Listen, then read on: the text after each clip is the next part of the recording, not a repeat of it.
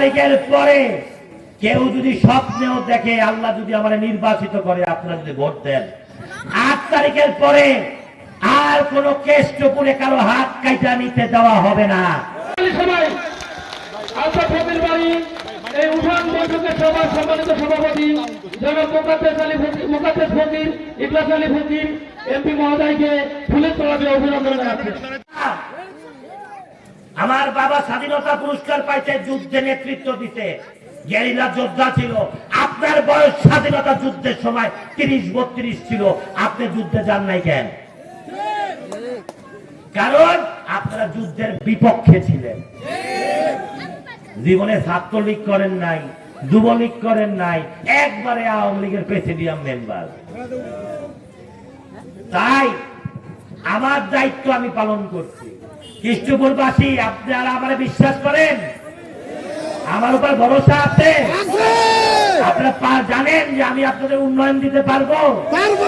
একটা কথা কই, 8 তারিখের পরে কেউ যদি স্বপ্নেও দেখে আল্লাহ যদি আমার নির্বাচিত করে, আপনারা যদি ভোট দেন, 8 তারিখের পরে আর কোন কেষ্টপুরে কারো হাত কাইটা নিতে দেওয়া হবে না। 8 তারিখের পরে আর কোন হিন্দু ভাইদের উপরে জুলুম করতে দেওয়া হবে না।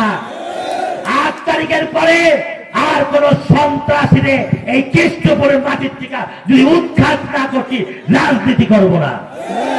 এটা আমার জবান দিয়ে গেলাম। আজকে কৃষ্ণপুরের বদনাম জেলা করে কেন করবে? ঐতিহ্যবাহী কৃষ্ণপুর, ঐতিহ্যবাহী কৃষ্ণপুর, এই মাঠে বঙ্গবন্ধু আসছে। সে কৃষ্ণপুরের নাম বললে পুলিশ বলেন, প্রশাসন বলেন, মানুষ বলেন, বলে এটা সন্ত্রাসের রাজত্ব। কেন? যারা নেতৃত্ব দিতে তারা কি দায়িত্ব পালন করে নাই? আমার উপর বিশ্বাস রাখেন, যেই হোক চেয়ারম্যান হবেন, তারপরে বাইরে সন্ত্রাসী বানাইয়া মানুষের উপর জুলুম করবেন।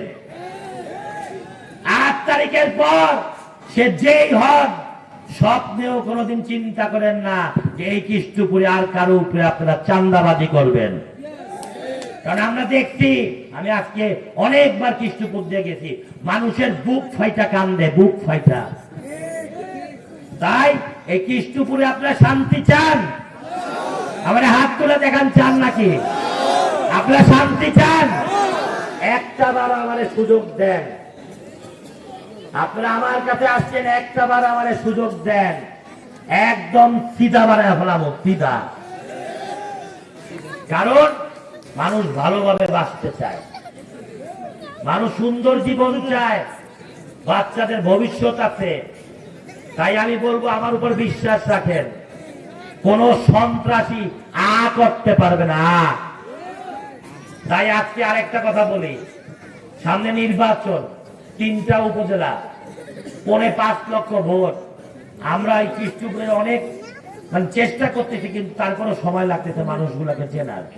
আপনার কাছে একটা অনুরোধ করব যে আপনারা আমার জন্য 10টা বছর এই 3 থানায় এমন কোন জায়গা নাই যেখানে আমার উন্নয়নের ছোঁয়া পড়ে নাই।